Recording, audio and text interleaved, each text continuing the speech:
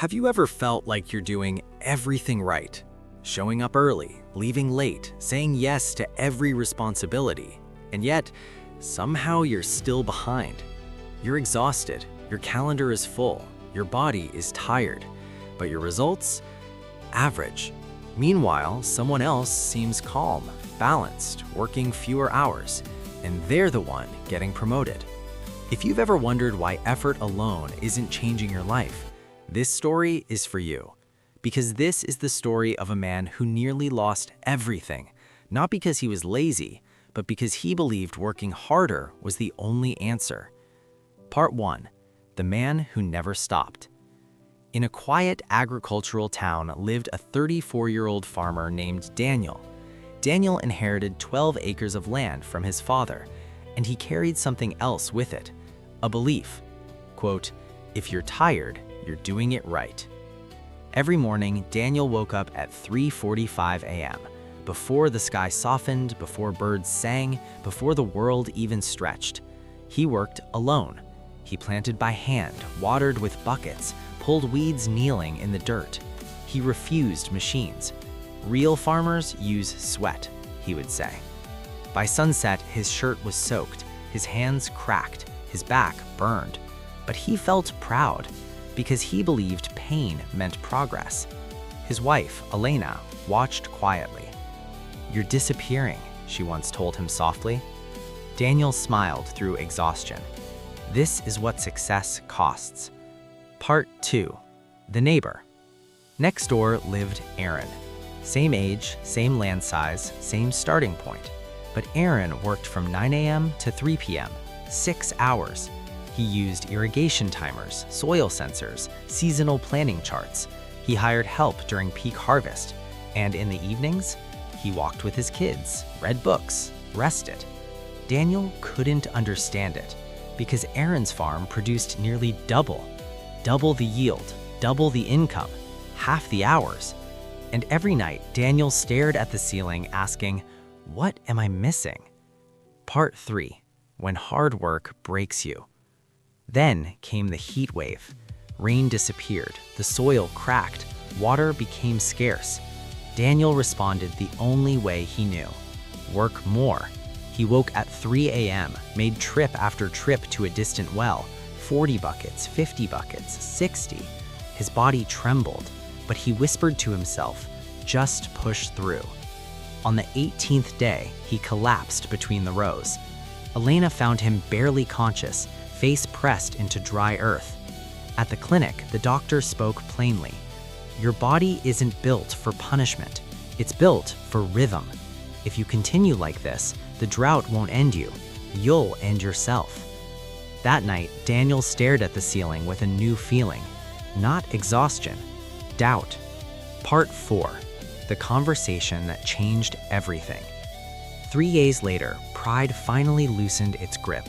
Daniel walked to Aaron's house. "I don't understand," Daniel admitted. "I work more, I sacrifice more. Why are you ahead?" Aaron didn't answer immediately. Instead, he walked Daniel to his shed. Inside were 2 blades, one old and blunt, one sharpened to a shine. Aaron handed Daniel the dull one. "Cut that log." Daniel swung again and again. The blade scraped, his arms burned, barely a dent. Aaron picked up the sharp blade. 3 swings, the log split clean. Aaron looked at him calmly. "You think success belongs to the person who swings the longest, but it belongs to the one who sharpens between swings." Daniel said nothing, because for the first time, he saw himself clearly. Part 5. 3 lessons. Aaron explained 3 things Daniel had never considered. 1. Build systems before you build fatigue. "I don't carry water," Aaron said. "I design flow." His irrigation ran at night when evaporation was lowest. While he slept, the system worked. Daniel realized he had been trading time for tasks that could be automated. He wasn't working hard, he was working manually. 2. Depth beats volume. Aaron planted only 2 crops. Daniel planted 6. Aaron mastered soil patterns for 2. Daniel spread himself thin across 6. Excellence concentrates, mediocrity multitasks. 3. Rest is a performance tool.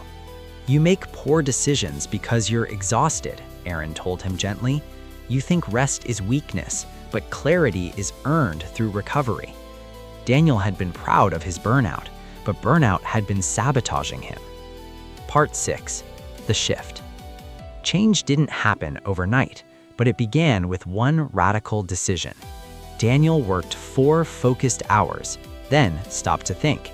He researched water systems, sold unused equipment, installed basic drip irrigation. What once took 5 hours now took 20 minutes.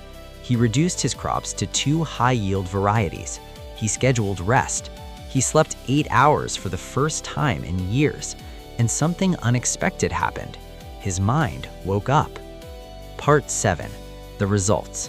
6 months later, harvest season arrived. Daniel worked 7 hours per day, but those hours were deliberate, strategic, focused. His output increased by 45%, but more importantly, he had dinner with his wife again. He laughed. He felt alive. Aaron visited one evening and smiled. You stopped confusing effort with effectiveness. Daniel nodded. I finally sharpened the blade. Outro. The real message isn't about farming. It's about you. If you're exhausted but stagnant, if you're busy but not advancing, you don't need more effort. You need leverage. Before you add hours, add clarity. Before you sacrifice sleep, build systems. Before you hustle harder, choose what actually matters. Because exhaustion is not proof of ambition, and suffering is not a strategy. Sharpen your mind, design your work, then move. If this hit you, comment below. What's one thing you're going to optimize this week? And remember, the goal isn't to break your body, it's to multiply your impact. I'll see you in the next story.